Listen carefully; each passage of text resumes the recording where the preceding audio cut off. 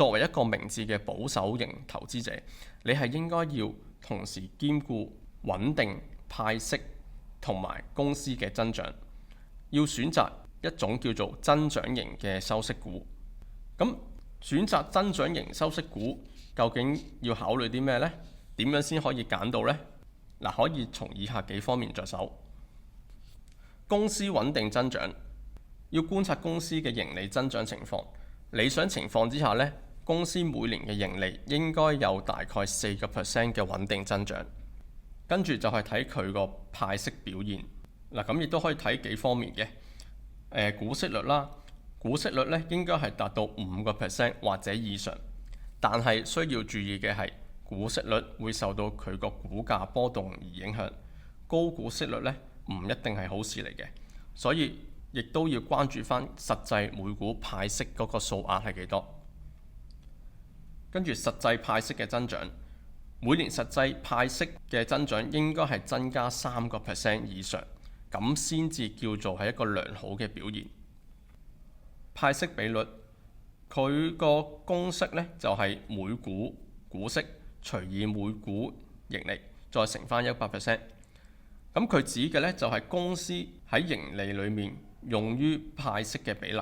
例如某股票每股嘅盈利係10蚊，每股派息就係2蚊，咁佢嘅派息比率呢就係20% 啦。未派發嘅8蚊呢就會作為呢個保留盈餘，用於呢個企業發展。通常呢，成熟嘅企業派息率呢就比較高嘅，而成長型嘅企業呢就需要留翻更多嘅盈餘。咁我認為呢，40% 至到95% 嘅派息比率呢，就表示呢間公司係發展良好嘅。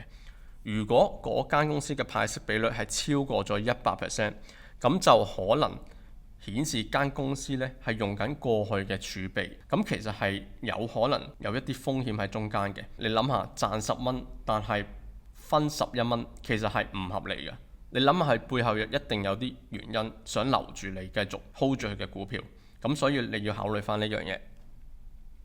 跟住就係要有一個充足嘅現金流。充足嘅現金流呢，意味住公司呢能夠應付短期嘅債務，而且呢反映到佢嘅核心業務嘅盈利能力。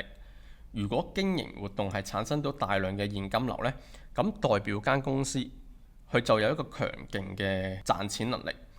以上嘅呢啲考慮因素呢，都可以幫你去篩選到一啲具有潛力嘅增長型收息股。